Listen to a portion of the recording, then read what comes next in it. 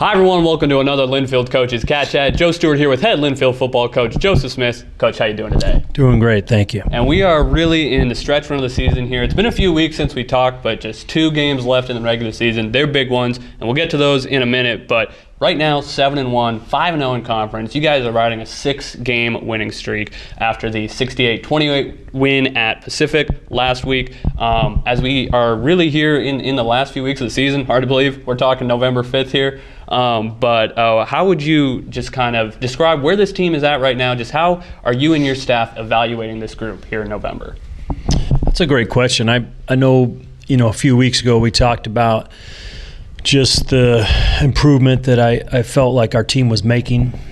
We have a very veteran defense, so trying to develop some depth in that group has been an ongoing goal of ours, of course, and certainly the same thing on offense. And so, the last few weeks we've gotten a lot of kids on the field, had some pretty explosive output, on both sides of the ball early, so that allowed us to get a lot of kids on the field and see what they can do. And so I think, our goal is really every year is to try to develop to our utmost at the end of the season to be peaking and hopefully be healthy enough and have enough depth to make a strong playoff run. And I feel like we're getting closer to that. There's been some areas in the team that we've wanted to really get better at, particularly in the kicking game, and I feel like that is coming about. So I'm very pleased with where we are at the moment. We're not perfect, but we're certainly better than we were week one, and we weren't bad week one. So I think we're in a good position right now.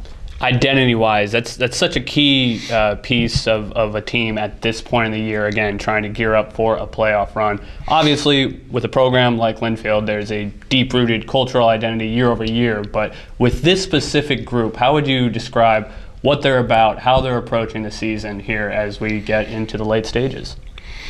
Well, it is unique with just so many seniors, the large 35, 38 seniors, so to speak. Because of the COVID year, we have really 2 classes, and so it's so experienced and so veteran. I think with that comes an emotional maturity. So our team isn't as emotionally up and down maybe as some teams. I look at last year and we were so explosive and we'd have these great first half game, but then maybe the second half was, we kind of went through the motions a little bit to some extent. And I feel like this year's team is just a little bit more even keeled, which I like. It's a little less volatile emotionally, which is good and bad. You want to see that fire too, but I'm very pleased with that. So I like their identity. I think it's a workman's-like identity, and they're really focused on improvement, and that's going to bode well for us.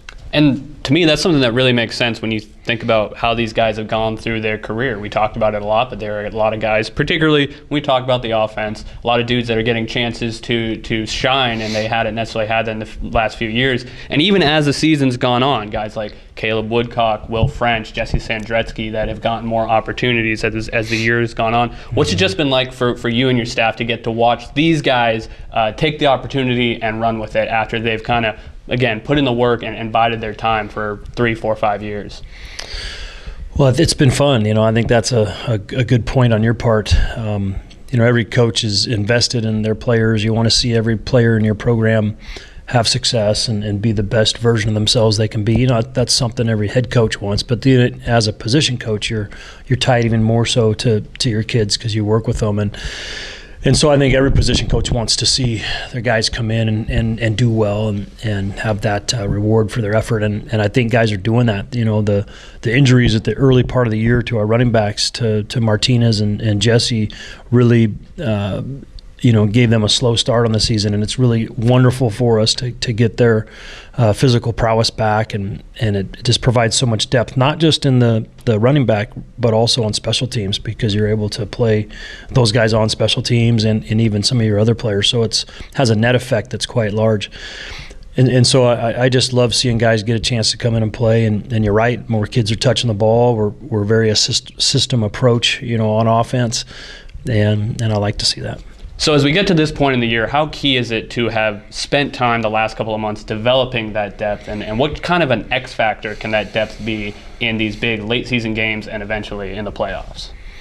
Well, I've always felt depth is one of the biggest factors in your postseason potential. And for years, we've had good postseason runs, and I don't want to get ahead speaking of that, but as your marquee games maybe come down the stretch for us right now, you have to be healthy for those, because when you play an elite team, there's going to be a physical attrition, and so I've always felt like you lose one or two starters a game in those kind of impact games. And so if you're going to play 4 or 5 of those in a row, you're going to lose a significant amount of your players, and it's terrible to even think of, but that's football, and there's just a physical attrition that happens in that sport that's so different than so many others. So the depth is paramount. If you don't have depth, you're really not going to make a great playoff run unless you're just lucky. And so for us to have our full weapons to bear, so to speak, coming in late to the season, like I feel like we do for the most part. We've had a few,